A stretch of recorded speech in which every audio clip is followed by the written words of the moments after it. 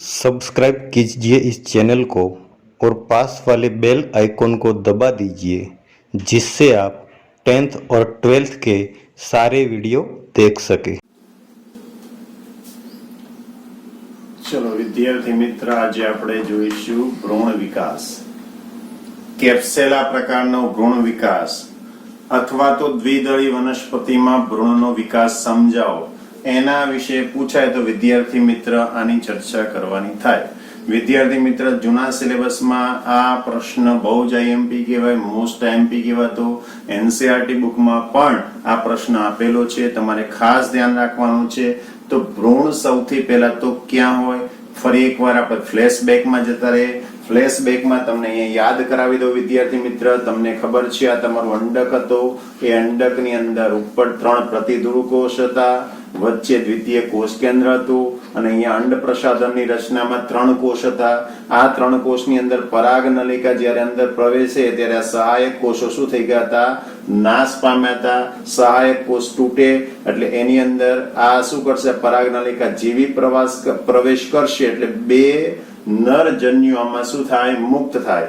એ 2 નરજન્યુમાં પહેલો નરજન્યુ છે આ દ્વિતીય કોષ કેન્દ્ર સાથે જોડાય અને શું બનાવતું હતું, ત્રિકીય ભ્રૂણ પોષ કોષ કેન્દ્ર। શું બનાવતું હતું, ત્રિકીય ભ્રૂણ પોષ કોષ કેન્દ્ર। અને એમાંથી શેનો વિકાસ થયો, ભ્રૂણ પોષ, જે આપણે ગઈકાલે ભણી ગયા હતા। હવે શું વધ્યું, તો આ બીજો એક નરજન્યુ છે અંડકોષ સાથે ભેગો થાય એટલે દ્વિકીય યુગ્મનજની રચના થાય। અને આ જે દ્વિકીય યુગ્મનજ છે, આ જે દ્વિકીય યુગ્મનજ જે ક્યાં હતી, બીજાંડ છિદ્ર અથવા તો અંડક છિદ્ર તરફ રહેલું જે આ દ્વિકીય યુગ્મનજ છે। વિદ્યાર્થી મિત્ર, ફરી એકવાર ચોખવટ કરું છું, આની ચર્ચા મેં તમને લાસ્ટ લેક્ચરમાં કરી હતી। આ ભ્રૂણપોષ છે, આજે આપણે ચર્ચા કરવાની છે ભ્રૂણની। તો આ જે દ્વિતીય કોષ કેન્દ્ર છે, આ દ્વિતીય કોષ છે અથવા દ્વિતીય યુગ્મનજ છે, એ દ્વિકીય યુગ્મનજમાંથી શેનું નિર્માણ થવાનું છે, ભ્રૂણનું, જે ક્યાં હતું, અંડક છિદ્ર તરફ। તો શરૂઆત આપણે કરીએ ભ્રૂણ વિકાસ, કેપ્સેલા પ્રકારનો ભ્રૂણ વિકાસની ચર્ચા કરીએ। તો સૌથી પહેલા અંડક છિદ્ર અથવા તો બીજાંડ છિદ્ર તરફ રહેલું જે આ દ્વિકીય યુગ્મનજ છે, એ દ્વિકીય યુગ્મનજમાંથી ભ્રૂણનો વિકાસ થશે। પણ જ્યારે પણ આમાંથી ભ્રૂણનો વિકાસ થાય એ પહેલા એની ઉપર રહેલો જે ભાગ છે, એ ઉપર રહેલા ભાગમાં ભ્રૂણપોષનું નિર્માણ થવું આવશ્યક છે। કેમ? કારણ કે ભ્રૂણનો વિકાસ થાય એ પહેલા ભ્રૂણપોષનો વિકાસ થાય તો ભ્રૂણને પોષણ પૂરું પાડી શકે। જો વિદ્યાર્થી મિત્ર પહેલા આનો વિકાસ થાય અને પછી આનો થાય તો લોચા શું થાય, ભ્રૂણનો વિકાસ પહેલા થાય તો ભ્રૂણને પોષણ પૂરું પાડવું પડે, પણ આ તો વિકાસ થયો ના હોય તો ભ્રૂણને પોષણ ન પૂરું પડે તો ભ્રૂણનું મૃત્યુ થાય। એ હેતુસર કુદરતી પ્રયોજન હોય કે જેની અંદર સૌથી પહેલા ભ્રૂણપોષનું નિર્માણ થશે અને ભ્રૂણપોષના નિર્માણ પછી જ આ ઘટના થાય। એનો મતલબ મેં લાસ્ટ લેક્ચરમાં પણ ચર્ચા કરી હતી કે સૌથી પહેલા નરજન્યુ આની સાથે જોડાય અને એ નરજન્યુ આની સાથે જોડાય અને ભ્રૂણપોષ બનશે। વિકાસ કોનો કરશે, આગળ જતા ભ્રૂણપોષનો, અને ત્યારબાદ જ આની ઘટના થતી હોય। તો આજે આપણે ચર્ચા કરીએ ભ્રૂણનો। તો જ્યારે પણ અંડક છિદ્ર તરફ રહેલું જે દ્વિકીય યુગ્મનજ છે, એ દ્વિકીય યુગ્મનજમાંથી આગળ જતા શેનો વિકાસ થશે, ભ્રૂણનો। પણ આ ભ્રૂણનો વિકાસ થાય એ પહેલા ભ્રૂણપોષનું નિયમન થવું અથવા ભ્રૂણપોષનું નિર્માણ થવું આવશ્યક છે। શા માટે? કારણ કે ભ્રૂણપોષનું નિર્માણ થાય તો જ ભ્રૂણને પોષણ પૂરું પડે। એટલે આ અનુકૂલન, ભ્રૂણપોષનું નિર્માણ થવું એ આવશ્યક અનુકૂલન છે અને થશે ને થશે જ। હવે સાહેબ, આપણે ભ્રૂણનો વિકાસ, આ બેઝિક માહિતી હતી। હવે ભ્રૂણનો વિકાસ કઈ રીતે થાય તો અહીંયા આવી જઈએ। આ શું હતું વિદ્યાર્થી મિત્ર, તમારું દ્વિકીય યુગ્મનજ। આ દ્વિકીય યુગ્મનજ છે એનું સૌથી પહેલા અનુપ્રસ્થ વિભાજન થાય। શું થાય? અનુપ્રસ્થ એટલે આડું વિભાજન થાય। અનુપ્રસ્થ વિભાજન થાય એટલે 2 અસમ કદના કોષનું નિર્માણ થાય। વિદ્યાર્થી મિત્ર, ફરી એકવાર કહું છું, આ બીજાંડ છિદ્ર વાળો ભાગ છે ત્યાં તમારું દ્વિકીય યુગ્મનજ છે, બરાબર છે? આ પણ બીજાંડ છિદ્ર છે ત્યાં તમારું દ્વિકીય યુગ્મનજ છે। તો આ જે દ્વિકીય યુગ્મનજ છે એની અંદર શું થાય, અસમભાજનની ઘટના અથવા ભાજનની ઘટના થાય। ભાજનની ઘટના થાય એટલે 2 અસમ કદના કોષોનું નિર્માણ થાય। એમાં એક મોટા કદનો નીચે તરફ કોષ છે જેનું નામ બનશે તલસ કોષ। અને જે નાનો કોષ છે જેનું નામ શું બનશે વિદ્યાર્થી મિત્ર? અગ્રસ્ત કોષ. શું બનશે? અગ્રસ્ત કોષ. હવે આ જે તલસ કોષ છે એ તલસ કોષનું ફરી પાછું અનુપ્રસ્થ વિભાજન થાય. દેશી ભાષામાં વિદ્યાર્થી મિત્ર તમે અનુપ્રસ્થના આયામમાં ભૂલ કરશો એટલે એડવાન્સમાં તમને કહી દઉં છું, જ્યારે પણ નીચેના કોષોનું વિભાજન કરશો તો અનુપ્રસ્થ જ આવશે અને ઉપરના કોષનું વિભાજન કરશો ત્યારે આયામ એટલે ઊભું જ વિભાજન આવશે. એટલે યાદ રાખવામાં તમારે કોઈ તકલીફ ન થાય. તો ફરી એકવાર અહીંયા સૌથી પહેલા દ્વિકીય યુગ્મન જ છે. એ દ્વિકીય યુગ્મન શું થયું? અનુપ્રસ્થ વિભાજન થયું. અનુપ્રસ્થ વિભાજન થયું એટલે બે અસમ કદના કોષોનું નિર્માણ થયું. નીચે તરફનો જે કોષ છે એનું નામ શું બન્યું વિદ્યાર્થી મિત્ર? તલસ્થ કોષ. અને ઉપર તરફનો જે કોષ છે એનું નામ શું બન્યું? અગ્રસ્ત કોષ. હવે આ જે તલસ્થ કોષ હતો, આ તલસ્થ કોષ છે એનું ફરી પાછું અનુપ્રસ્થ વિભાજન થાય. અનુપ્રસ્થ એટલે આડું વિભાજન થાય એટલે એકમાંથી બે બને. અને જે અગ્રસ્ત કોષ છે એમાંથી આયામ વિભાજન થાય. આયામ એટલે ઊભું. અને આવી રીતે તમને ચાર કોષીય રચના અસ્તિત્વમાં આવે. કેટલી? 1 2 3 4 ચાર કોષીય રચના અસ્તિત્વમાં આવે જેને તમે પૂર્વ ભ્રૂણ તરીકે ઓળખી શકો. હવે આ પૂર્વ ભ્રૂણ છે એ પૂર્વ ભ્રૂણ આગળ જતા કેવું બનશે? ગોળાકાર ભ્રૂણ બનશે. તમે જોઈ શકો છો. અને ગોળાકાર ભ્રૂણમાંથી આગળ જતા હૃદયાકાર ભ્રૂણ બનશે અને હૃદયાકાર ભ્રૂણમાંથી આગળ જતા પુખ્ત ભ્રૂણ અવસ્થા પ્રાપ્ત કરશે. શું પ્રાપ્ત કરશે? પુખ્ત ભ્રૂણ અવસ્થા પ્રાપ્ત કરશે. પણ એની ચર્ચા કરીએ એ પહેલા વચ્ચે ઘણી બધી પ્રોસિજર થઈ જાય. ફરી એકવાર એ વાક્ય બોલું છું. આ જે તલસ કોષ છે, તલસ કોષનું શું થાય? અનુપ્રસ્થ વિભાજન થાય અને અગ્રસ્ત કોષ છે એનું આયામ વિભાજન થાય અને ચાર કોષીય રચના અસ્તિત્વ ધરાવે. આ ચાર કોષીય રચના અસ્તિત્વ આવે જેને કહેવાય પૂર્વ ભ્રૂણ. એ પૂર્વ ભ્રૂણ આગળ જતા ગોળાકાર ભ્રૂણ બનશે, એનાથી આગળ ચાલે હૃદયાકાર ભ્રૂણ બનશે, એનાથી આગળ ચાલે પુખ્ત ભ્રૂણ અવસ્થા પ્રાપ્ત કરે. હવે શું થાય છે વિદ્યાર્થી મિત્ર? અહીંયા આવીએ. આ જે તમારા શું હતા? તલસ કોષ. આ તલસ કોષ કેટલા હતા? બે. આ પણ તલસ કોષ છે, આ પણ તલસ કોષ. આ બંને શું હતા? અગ્રસ્ત કોષ. તો હું પહેલા આની ચર્ચા કરું છું. આ બંને જે તલસ કોષ છે એ તલસ કોષ એટલે આકૃતિ આપણે અહીંયા સમજી લો કે અહીંયા આવી પોઝિશન છે. આ 1 આ 2 આ 3 અને 4. તો આ જે તલસ કોષ છે જે બીજાંડ છિદ્ર તરફ હતો, આ બીજાંડ છિદ્ર હતું, તો બીજાંડ તરફ રહેલો જે તલસ કોષ છે, બીજાંડ છિદ્ર તરફ રહેલો જે તલસ કોષ છે હવે વિભાજન પામતો નથી.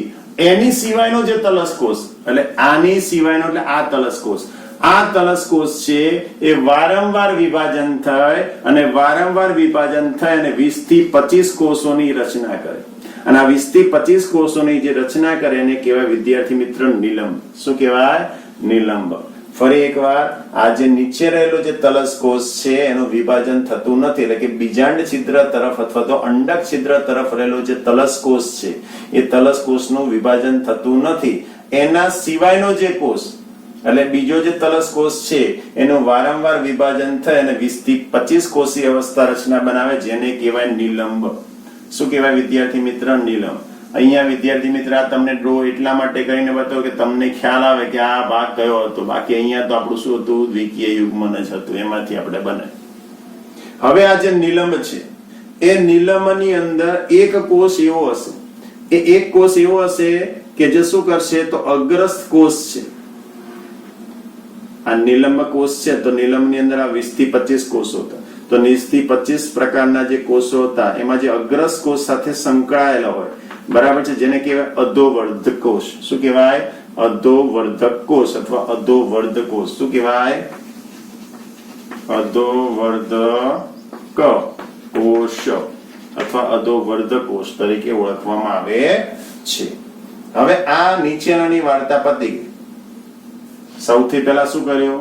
આનું અનુપ્રસ્થ વિભાજન કર્યું, પછી અનુપ્રસ્થ અને આયામ કર્યું, ચાર કોષીય રચના અસ્તિત્વમાં આવી. પછી આને છોડી દીધો, તલસ કોષનો જે બીજાંડ છિદ્ર તરફ રહેલો તલસ કોષ એને છોડી દીધો. એના સિવાયનો જે તલસ કોષ એનું શું કર્યું? વારંવાર અનુપ્રસ્થ વિભાજન. તલસ કોષ એટલે નીચેનો કોષ એટલે અનુપ્રસ્થ વિભાજન જ કરવાનો. અનુપ્રસ્થ વિભાજન કરી અને 20 થી 25 કોષીય રચના અસ્તિત્વ ધરાવે જેને શું કહેવાય? નિલંબ. એ નિલંબનમાંથી કોઈ એક મોટો કોષ છે જે શેના સાથે સંકળાયેલો હશે? ઉપરનો જે અગ્રસ્ત કોષ છે એની સાથે સંકળાયેલો છે જેને આપણે શું કહીશું? અધોવર્ધક કોષ. હવે વિદ્યાર્થી મિત્ર આની ચર્ચા કરી, આપણે આનું વિભાજન કરી દીધું. હવે અગ્રસ કોષ, આ જે અગ્રસ કોષ છે એ અગ્રસ કોષનું કેવું વિભાજન થાય? આયામ. તો અગ્રસ કોષનું આયામ વિભાજન થાય અને આ આયામ વિભાજન એકબીજાને કાટખૂણે થાય. એટલે એનો મતલબ કે અહીંયા કાટખૂણો બને, એટલે આવા બે કોષ હતા વિદ્યાર્થી મિત્ર, એમાંથી 4 કોષ એવા બનાવવાના કે જેથી કાટખૂણો બનતો જાય. આમ આમ આમ આમ કાટખૂણો દેખાય છે તમને? તો આનાથી આ જે અગ્રસ કોષ છે એ અગ્રસ કોષનું આયામ વિભાજન થાય અને એ બધું એકબીજાને કાટખૂણે થાય અને આવા 4 કોષીય રચના અસ્તિત્વમાં આવે. શું આવે? 4 કોષીય રચના અસ્તિત્વમાં. હવે આ જે 4 અગ્રસ્ત કોષો છે એ 4 અગ્રસ્ત કોષોનું ફરી પાછું શું થાય? આયામ વિભાજન થાય. આયામ વિભાજન થાય એટલે વિદ્યાર્થી મિત્ર કેટલા કોષ બને? 4 માંથી કેટલા બને? 8. એટલે 8 કોષીય રચના અસ્તિત્વમાં આવે. હવે જે 8 કોષીય રચના અસ્તિત્વમાં આવી એ પણ એકબીજાને કાટખૂણે. હવે જે 8 કોષીય રચના અસ્તિત્વમાં આવે વિદ્યાર્થી મિત્ર, એ 8 કોષીય રચનાનું ફરી પાછું વિભાજન થાય અને એ એકબીજાના પરિઘ વિસ્તાર, પરિઘ એટલે કિનારી, અને આમ 16 કોષીય રચના અસ્તિત્વમાં આવે. કેટલી વિદ્યાર્થી મિત્ર? 16 કોષીય રચના અસ્તિત્વમાં આવે. કેટલા કોષીય? 16 કોષીય રચના અસ્તિત્વમાં આવે. હવે 16 કોષના બે ભાગ પડે. હવે 16 કોષમાંથી શું થશે વિદ્યાર્થી મિત્ર? તો એ 16 કોષ હતા, સમજી લો આ તમારી આ જ રચના બધી આની અંદર આવવાની છે.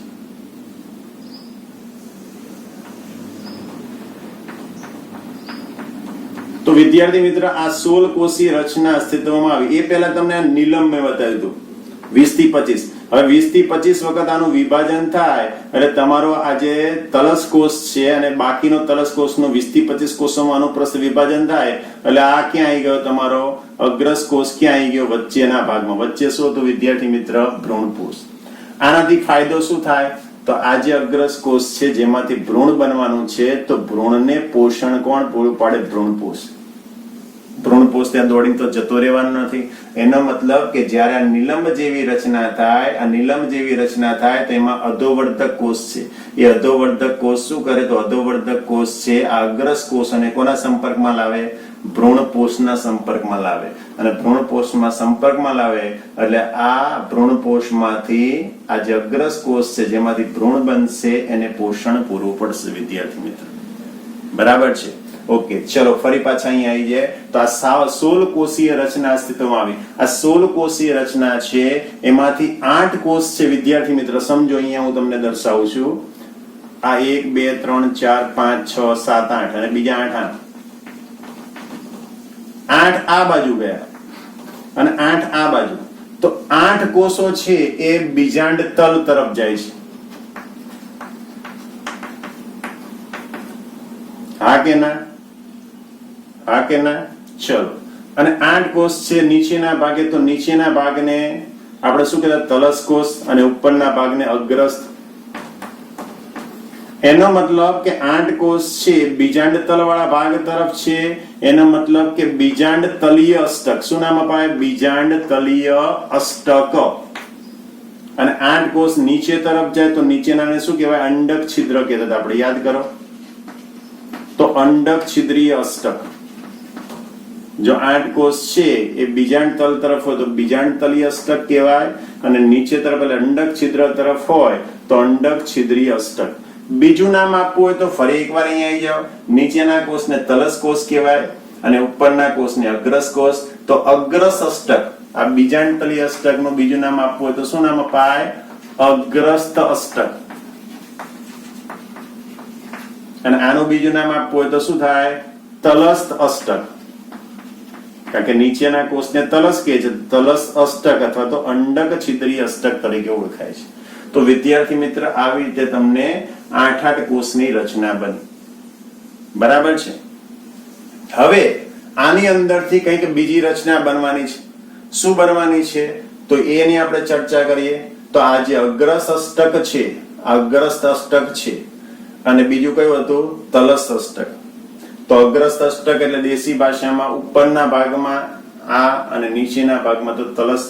તો અગ્રસ્ત અષ્ટક છે એમાંથી શેની રચના કરશે અને તલસ અષ્ટક છે એમાંથી શેની રચના થાય? તો વિદ્યાર્થી મિત્ર આગળ જતા આમાંથી ઉપરાક્ષ. શું વિદ્યાર્થી મિત્ર? ઉપરાક્ષ પ્રરોહાગ્રની રચના થશે. શેની?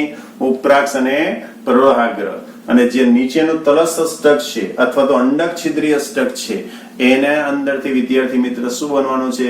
તો એની અંદરથી બનશે આદિમૂળ. શું બનશે? આદિમૂળનો કેન્દ્રસ પ્રદેશ અને અધ્રાક્ષ બનશે. શું બનશે? આદિમૂળનો કેન્દ્રસ પ્રદેશ અને અધ્રાક્ષ. સાહેબ, આદિમૂળનો કેન્દ્રસ પ્રદેશ બન્યો તો આદિમૂળનો બાકીનો જે પરિઘ વિસ્તાર એ કોણ બનાવે? તો અહીંયા તમારો જે અધોવર્ધક કોષ હતો એ અધોવર્ધક કોષ, એ અધોવર્ધક શું કરશે? તો એ અધોવર્ધક કોષ છે એ બાકીના આદિમૂળના પરિઘ વિસ્તારનું શું કરશે? નિર્માણ કરે. શું કરશે? પરિઘ વિસ્તારનું નિર્માણ. તો વિદ્યાર્થી મિત્ર આટલી ચર્ચા હતી. તો ફરી એકવાર શોર્ટ એન્ડ સિમ્પલ માં ફટાફટ ભણી લઈએ. આ બધી વસ્તુ મેં વિદ્યાર્થી મિત્ર દ્વિદળીની વાત કરીશ. હજી એક દળીની વાર્તા બતી, પણ એક દળીમાં બહુ નાનું છે, બહુ મગજમારી વાળું નથી, બહુ સહેલું છે. તો સૌથી પહેલા ફરી એકવાર શું ટોપિક નું નામ છે? ભ્રૂણ. ભ્રૂણનો વિકાસ ક્યારે થાય? તો દ્વિકીય યુગ્મનજમાંથી આગળ જતા ભ્રૂણનો વિકાસ થાય. પણ એ ભ્રૂણનો વિકાસ થાય એ પહેલા ભ્રૂણપોષનું નિર્માણ થવું આવશ્યક છે. કારણ કે જો ભ્રૂણપોષનું નિર્માણ થાય તો જ ભ્રૂણને પોષણ મળે. એટલે ભ્રૂણપોષનું નિર્માણ થવું એ આવશ્યક શરત છે. તો સૌથી પહેલા આપણે શું કીધું? આ દ્વિકીય યુગ્મનજ છે. એ દ્વિકીય યુગ્મનજનું સૌથી પહેલા શું થાય? અનુપ્રસ્થ વિભાજન થાય. અનુપ્રસ્થ વિભાજન થાય એટલે વિદ્યાર્થી મિત્ર કેટલા અસમકદના કોષો બને? 2 અસમકદના કોષ બને છે. એક નીચે તરફનો મોટો કોષ છે જેનું નામ છે તલસ કોષ, અને એના સિવાયનો જે કોષ છે એનું નામ છે અગ્રસ કોષ. હવે તલસ કોષનું શું કરાય? અનુપ્રસ્થ, નીચેનાનું અનુપ્રસ્થ જ વિભાજન કરવાનું છે, ઉપરનું આયામ જ વિભાજન કરવાનું છે. તો તલસ કોષનું અનુપ્રસ્થ વિભાજન અને અગ્રસ કોષ છે, તલસ કોષનું અનુપ્રસ્થ અને અગ્રસ કોષનું આયામ વિભાજન કર્યું એટલે ટોટલ કેટલા? 4 કોષીય રચના અસ્તિત્વમાં મળી, જેને કહેવાય પૂર્વ ભ્રૂણ. આ પૂર્વ ભ્રૂણ આગળ જતા શું બનશે? તો ગોળાકાર ભ્રૂણ બનશે, એના પછી હૃદયાકાર ભ્રૂણ બનાવશે, એના પછી પુખ્ત ભ્રૂણ અવસ્થા પ્રાપ્ત કરશે. હવે સૌથી પહેલા વાત કરીએ છે જે તલસ કોષ. તો તલસ કોષ હતો એ તલસ કોષમાં બીજાંડ છિદ્ર અથવા તો અંડક છિદ્ર તરફનો તલસ કોષ સિવાયનો તલસ કોષ એનું વારંવાર શું થાય? અનુપ્રસ્થ વિભાજન થાય. અને અનુપ્રસ્થ વિભાજન થાય એટલે 20 થી 25 કોષીય રચના અસ્તિત્વમાં આવે, જેને આપણે વિદ્યાર્થી મિત્ર શું કીધું? નીલમ. જ્યારે પણ આ 20 થી 25 કોષીય રચના અસ્તિત્વમાં આવે એમાંથી એક મોટો કોષ હોય છે, એને અધોવર્ધક કોષ કહેવાય. અધોવર્ધક કોષ શું કરે? 4 અગ્રસ કોષ સાથે સંકળાયેલો હોય છે.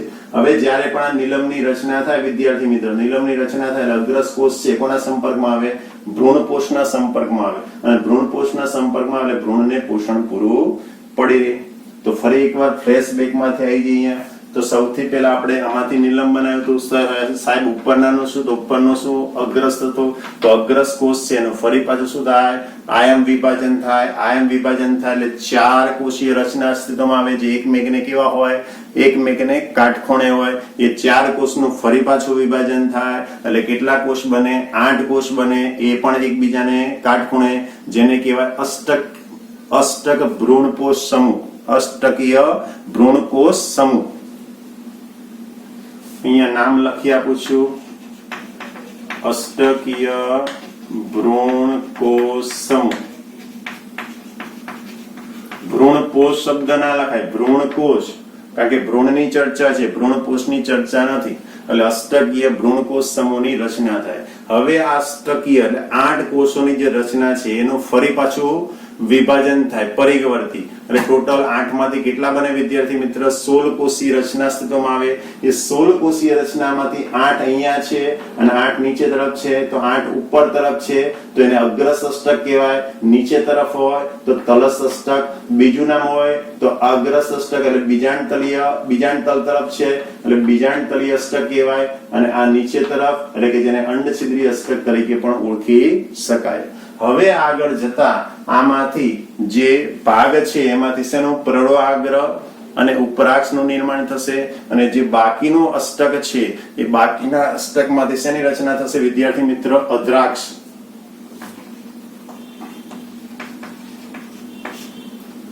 શેની રચના થશે? અધ્રાક્ષની રચના થશે. બરાબર છે. અચ્છા, આપણે બીજી એક ચર્ચા કરી હતી અધ્રાક્ષ અને આદિમૂળ. બરાબર છે. આદિમૂળના કેન્દ્રસ પ્રદેશ અને અધ્રાક્ષનું નિર્માણ થશે. હવે આદિમૂળના પરિઘ વિસ્તારનું નિર્માણ કરવું હોય, આદિમૂળના પરિઘ વિસ્તારનું જો નિર્માણ કરવું તો શેમાંથી થાય વિદ્યાર્થી મિત્ર? આ જે અધોવર્ધક કોષ છે, અધોવર્ધક કોષમાંથી આદિમૂળના પરિઘ વિસ્તારનું નિર્માણ થતું હોય છે. તો હવે વિદ્યાર્થી મિત્ર આપણે દ્વિદળી વનસ્પતિનું જોયું. કોનું? દ્વિદળી વનસ્પતિ અથવા તો કેપ્સેલા પ્રકારનો ભ્રૂણ વિકાસ. દ્વિદળીનો ભ્રૂણ વિકાસ અથવા કેપ્સેલા ભ્રૂણ વિકાસ પૂછાય તો વિદ્યાર્થી મિત્ર તમારે આટલું લખવાનું થાય. હવે એકદળી વનસ્પતિની આપણે ચર્ચા કરીએ એ પહેલા તમારે એક આકૃતિ છે વિદ્યાર્થી મિત્ર એ સમજવી પડશે. તો હું તમને આકૃતિ બતાવું છું, તો આપણે આકૃતિ જોઈએ છીએ. બરાબર છે વિદ્યાર્થી મિત્રો? તો આપણે આકૃતિ જોઈ શકીએ છીએ. આ દ્વિદળી પ્રકારની કેપ્સેલા પ્રકારનો ભ્રૂણ વિકાસ છે. તો મેં તમને બે બતાવ્યા હતા, એક અગ્રસષ્ટક અને એક તલસષ્ટક. તો આ જે અગ્રસષ્ટક છે એ અગ્રસષ્ટકમાંથી મેં તમને શું કીધું? પ્રવાગ્રહનું નિર્માણ થશે, ઉપરાક્ષનું નિર્માણ થશે, તેમજ બીજપત્ર. તો આજે તમે જોઈ શકો છો આ શું છે? બીજપત્ર છે, જોઈ શકો છો. તો આ બીજપત્ર અથવા ઉપરાક્ષ અથવા તો પ્રલોહાગ્ર જે પ્રકાંડ કહેવાય એનું નિર્માણ આ અગ્રસષ્ટક વાળા ભાગમાંથી થાય. જ્યારે બીજું હતું એનું નામ હતું તલસષ્ટક. તો તલસષ્ટકમાંથી શું વિદ્યાર્થી મિત્રનું નિર્માણ થશે? અધ્રાક્ષનું. અધ્રાક્ષનું નિર્માણ અથવા તો આદિમૂળનું નિર્માણ છે એ તલસ કોષમાંથી થાય. તો આ પ્રકારે વિદ્યાર્થી મિત્ર બરાબર છે દ્વિદળી વનસ્પતિ છે કેપ્સેલા પ્રકારના ભ્રૂણ વિકાસમાં આવી રીતે તમે ભ્રૂણનો વિકાસ સમજી શકો. હવે આપણે ચર્ચા કરીએ કોને વિદ્યાર્થી મિત્ર? એકદળી વનસ્પતિની. કોની? એકદળી વનસ્પતિ. તો એકદળી વનસ્પતિમાં તમે આકૃતિમાં જોઈ શકો છો. તો આ એકદળી વનસ્પતિ છે, એકદળી વનસ્પતિના આખા ભ્રૂણ છે. તો એકદળી વનસ્પતિમાં ભ્રૂણ છે એ માત્ર એક જ બીજપત્ર ધરાવે. વિદ્યાર્થી મિત્ર આની અંદર ખાસ યાદ રાખો કે દ્વિદળી વનસ્પતિ હોય તો દ્વિદળી વનસ્પતિમાં બીજપત્ર બે છે, તમે જોઈ શકો છો. જ્યારે એકદળી વનસ્પતિ છે, એકદળી વનસ્પતિમાં બીજપત્ર એક જ હોય. બીજપત્ર કેટલા હોય વિદ્યાર્થી મિત્ર? બીજપત્ર છે તમારે કેટલી હશે? એક જ હશે. તો આવું તમને ક્યાં જોવા મળે? તો ઘાસના કુળ છે એ ઘાસના કુળમાં આવેલા બીજપત્ર છે એ બીજપત્રની સંખ્યા કેટલી હશે? તો એક જ હશે. અને એમાં ઘાસના કુળમાં બીજપત્ર છે એ બીજપત્રને શું કહેવામાં આવે છે? વરુતિકા. તો તમે અહીંયા જોઈ શકો છો વરુતિકા. વરુતિકા એટલે બીજપત્ર જે ઘાસના કુળમાં જોવા મળે છે. તો વરુતિકા એક જ બાજુએ છે. એનો મતલબ કે તમારી આખી ભ્રૂણધરી છે વિદ્યાર્થી મિત્ર. આ શું છે? ભ્રૂણધરી. તો ભ્રૂણધરીની એક જ બાજુએ એટલે કે કોઈ પણ પાર્શ્વ બાજુએ તમને શું જોવા મળે છે? વરુતિકા જોવા મળે છે. શું જોવા મળે છે વિદ્યાર્થી મિત્ર? વરુતિકા જોવા મળે છે. તે તમે જોઈ શકો છો. બરાબર છે. અચ્છા, ભ્રૂણધરીના એક છેડે તમે જોઈ શકો છો આ શું છે વિદ્યાર્થી મિત્ર? ભ્રૂણમૂળ. વરુતિકાના બીજી બાજુ અથવા આ ભ્રૂણધરી આખે ભ્રૂણધરી છે એ ભ્રૂણધરીની એક બાજુએ તમને એક બીજપત્ર અથવા તો વરુતિકા જોવા મળી. અને એના સિવાયનો ભ્રૂણધરીનો જે બીજો ભાગ છે વિદ્યાર્થી મિત્ર એ ભ્રૂણધરીના બીજા ભાગે શું જોવા મળે? ભ્રૂણમૂળ. શું જોવા મળે? ભ્રૂણમૂળ. એના પછી તમે જોઈ શકો છો મૂળટોપ છે વિદ્યાર્થી મિત્ર. તો આ મૂળટોપ છે રક્ષાયેલું છે. આ મૂળટોપ છે એક અવિભેદ આવરણ છે એનાથી રક્ષાયેલું છે જેને કહેવાય ભ્રૂણમૂળચોલ. શું કહેવાય વિદ્યાર્થી મિત્ર? ભ્રૂણમૂળચોલ. શું કહેવાય વિદ્યાર્થી મિત્ર? ભ્રૂણમૂળચોલ. એના સિવાયનો જે ભાગ છે આ ભ્રૂણમૂળચોલ શું કરે? તો ભ્રૂણમૂળને રક્ષણ આપતો ભાગ, ભ્રૂણમૂળ છે એને રક્ષણ આપતો ભાગ જેને ભ્રૂણમૂળચોલ કહેવાય. એવી રીતે એની વિરુદ્ધ બાજુમાં ભ્રૂણાગ્ર જોવા મળે. તો ભ્રૂણાગ્રને રક્ષણ આપતો ભાગ જેને શું કહેવાય? ભ્રૂણાગ્ર ચોલ. તો જે બાજુએ તમને વરુતિકા વાળો ભાગ જોવા મળે છે એટલે બીજપત્ર અથવા વરુતિકા ધરાવે છે એ ભાગની અંદર તમે જોઈ શકો છો વિદ્યાર્થી મિત્ર અહીંયા પર્ણ જેવી રચના છે. જો આ આકાર તમને કેવો દેખાય છે? પર્ણ જેવો. એટલે પર્ણાગ્ર જેવી રચના જોવા મળે છે. એ પર્ણાગ્ર જેવી રચના છે. બરાબર છે. જે આગળ જતા શેનું નિર્માણ કરવાનું છે? ભ્રૂણાગ્ર ચોલ. શેનું નિર્માણ કરશે વિદ્યાર્થી મિત્ર? ભ્રૂણાગ્ર ચોલનું નિર્માણ કરે. તો વિદ્યાર્થી મિત્ર તમે આકૃતિ જોઈ શકો છો. આ આકૃતિ આપણે ફરી એકવાર શેની છે? એકદળી વનસ્પતિની છે. તમને ખ્યાલ આવી ગયો હશે. તો એકદળી વનસ્પતિમાં ફરી એકવાર એકદળી વનસ્પતિ છે તો એકદળી વનસ્પતિમાં એકદળી ભ્રૂણ છે. તો એકદળી ભ્રૂણની અંદર કેટલા બીજપત્ર છે? એક જ બીજપત્ર છે. અને એક બીજપત્ર છે જેમ કે એકદળી ભ્રૂણની વાત કરીએ તો ઘાસના કુળ છે. તો ઘાસના કુળની અંદર કેટલા બીજપત્ર છે? તો એક બીજપત્ર છે. એક બીજપત્રનું નામ શું આપ્યું તમે? વરુતિકા. એ વરુતિકા છે આ ભ્રૂણધરી આખી છે. ભ્રૂણધરીની કોઈ એક જ બાજુએ ગોઠવાયેલી છે. વરુતિકા છે ભ્રૂણધરીની એક પાર્શ્વ બાજુએ, પાર્શ્વ એટલે કાં તો આ સાઈડ ને કાં તો આ સાઈડ, તો ભ્રૂણધરીની એક પાર્શ્વ બાજુએ ગોઠવાયેલી છે જે વરુતિકા તરીકે ઓળખવામાં આવે છે. ભ્રૂણધરી છે, આ ભ્રૂણધરી આખી એની બીજી બાજુએ તમને શું જોવા મળે વિદ્યાર્થી મિત્ર? ભ્રૂણમૂળ જોવા મળે છે. શું જોવા મળે છે? ભ્રૂણમૂળ. આ ભ્રૂણમૂળ છે એના પછીની રચના છે તો મૂળ ટોપ છે. એ મૂળ ટોપ શું છે? તો એક અવિભેદિત આવરણથી આવૃત છે, અને એ અવિભેદિત આવરણથી આવૃત છે જેને શું કહેશો? ભ્રૂણમૂળચોલ. શું કહેશો વિદ્યાર્થી મિત્ર? ભ્રૂણમૂળચોલ. એવી જ રીતે આપણે ઉપરના ભાગમાં ફરી પાછા જઈએ તો આ ભાગ જ્યારે પણ ભ્રૂણધરી છે એ વરુતિકા સાથે જોડાય, વરુતિકા સાથે જોડાય એટલે ઉપરાક્ષની રચના કરે, અને ઉપરાક્ષની રચના થાય એટલે એમાંથી પ્રવાગ્ર અને પર્ણ જેવી રચના તમને જોવા મળે છે. આ જોઈ શકો તમે પર્ણ જેવી રચના, બરાબર છે, જેને આપણે ભ્રૂણાગ્ર કહેવાય, અને ભ્રૂણાગ્રને રક્ષણ આપતો ભાગ છે જેને ભ્રૂણાગ્ર ચોલ કહેવાય. ભ્રૂણાગ્ર ચોલ શું કરે? તો ભ્રૂણાગ્રને રક્ષણ પૂરો પાડતો ભાગ છે. તો વિદ્યાર્થી મિત્ર આવું જો તમારે જોવું હોય તો આના માટે તમારે શું કરવાના? અલગ અલગ પ્રકારના બીજ લેવાના. દ્વિદળી લો કે એક દળી લો, ધારો કે મકાઈ લો અથવા તો ચણા લો અથવા તો ઘઉં લો, બાજરી લો, જુવાર લો. તો આની અંદર તમે એક દિવસ પાણીમાં પલાળી અને પછી ઉપરનું કવચ કાઢી નાખો તો તમને સ્પષ્ટપણે આ બધા ભાગો છે થોડા અંશે તમે નરી આંખે જોઈ શકો છો. તો વિદ્યાર્થી મિત્ર આજે આપણે ભ્રૂણના ટોપિક વિશે ચર્ચા કરી. આ ટોપિક ખૂબ જ અગત્યનો છે તો તમારે ખાસ ધ્યાનમાં રાખવાનો છે. આ દ્વિદળી વનસ્પતિનું છે અને આ એકદળી વનસ્પતિનું છે. ફરી એકવાર દ્વિદળી વનસ્પતિને તમે જોઈ શકો છો, બરાબર છે. ફરી એકવાર તમને યાદ કરાવી દો, આ અગ્રસષ્ટકમાંથી નિર્માણ પામવાનું છે, જેમાંથી ઉપરાક્ષ તમે કહો અથવા તો પ્રવાગ્ર કહો, અને બીજપત્ર જે આ ઉપરના ભાગમાંથી એટલે અગ્રસષ્ટકમાંથી, આ તલસષ્ટકમાંથી બનવાનું છે. અદ્રાક્ષ છે કે મૂળ ટોપ છે, બધું બરાબર છે. તો વિદ્યાર્થી મિત્ર આજે આપણે આ ટોપિકને ભ્રૂણ વાળો ટોપિક છે ને અહીંયા પૂરો કરીએ છીએ. વધુ આપણે આવતા અંકે જોઈશું.